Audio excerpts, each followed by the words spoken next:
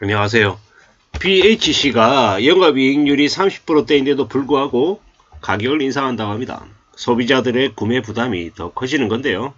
뭐 저렇게 무자비하게 가격을 올릴 수 있는 이유가 뭐가 있겠습니까? BHC라고 하는 곳이 대한민국의 소비자들을 매우 우습게 생각한다라는 거죠. 니네들 어차피 개돼지 아냐. 우리가 이렇게 가격 올려도 좀 지나면 그냥 처먹을 거잖아.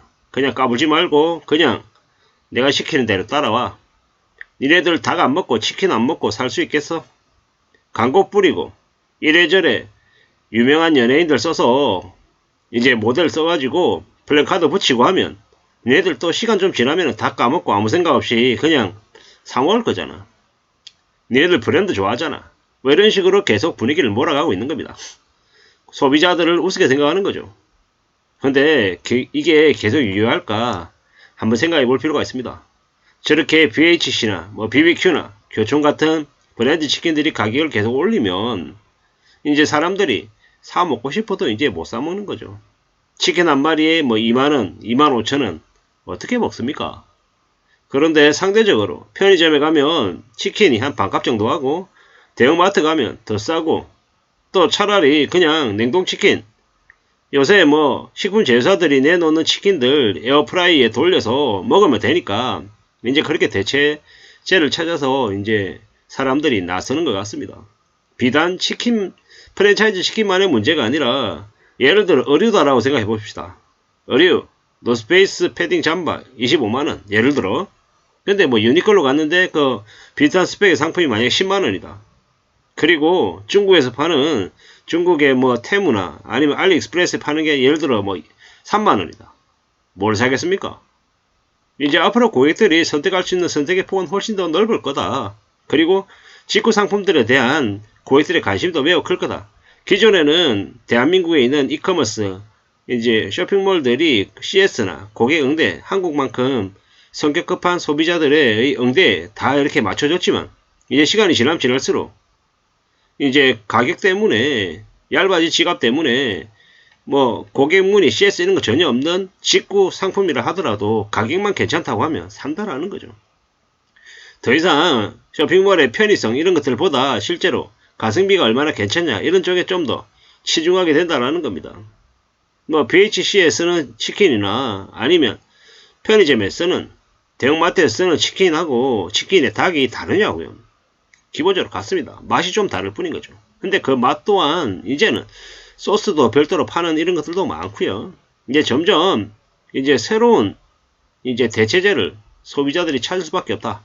고객들이 이제 점점 돈이 없기 때문에 이제 실리적으로 변할 수밖에 없다라는 이제 이야기가 이제 나오는 것 같습니다. 그런 불을 이제 피우는 또 하나의 이제 얘기가 신호가 아마 저 BHC 가격 인상이 아닌가라고 생각을 해봤습니다.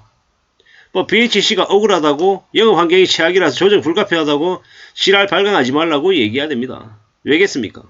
일본에서 저렇게 만약에 프랜차이즈 치킨 이제 업체가 가격을 올린다. 뭐 일본에서 뭐 대대적인 뭐 티나는 불매운동 이런 거 없습니다. 대신에 그 회사 망할 정도로 아마 사람들이 외면할 거예요. 이 참 어처구니가 없는 거죠. BHC가 2022년에 영업이익률이 27.9, 2021년에 32.2%였답니다. 미친 거 아닙니까 이거? 과연 대한민국의 어느 업체의 어느 기업이 영업이익이 저렇게 높다라는 겁니까? 경쟁사의 영업이익률이 7에서 8%임에도 불구하고 27.9, 32.2 참 상상을 초월한 거죠.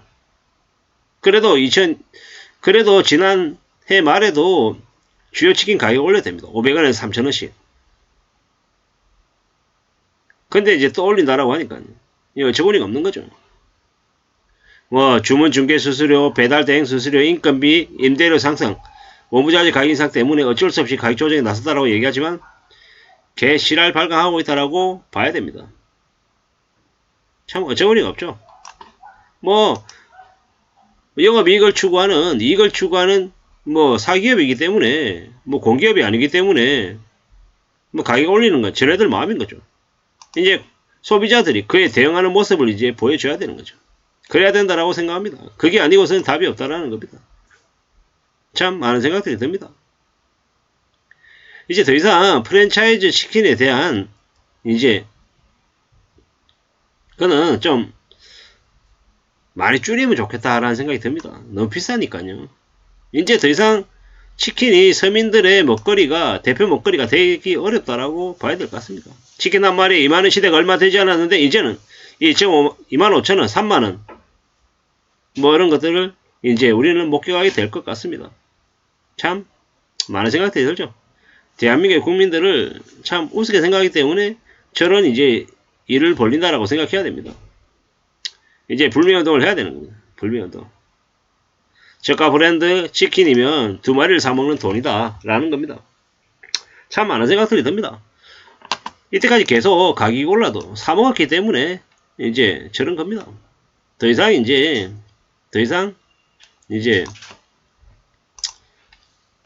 기다려주거나 아니면은 이제 구매해주는 일들을 이제 하면 안 된다라고 생각합니다. 결국에 기업의 뭐 내부적인 노력이나 아니면은 뭐 혁신 이런 것들을 이제 만들어낸 사람들은 누구냐? 내부에서 안 되면 외부에서 해야죠.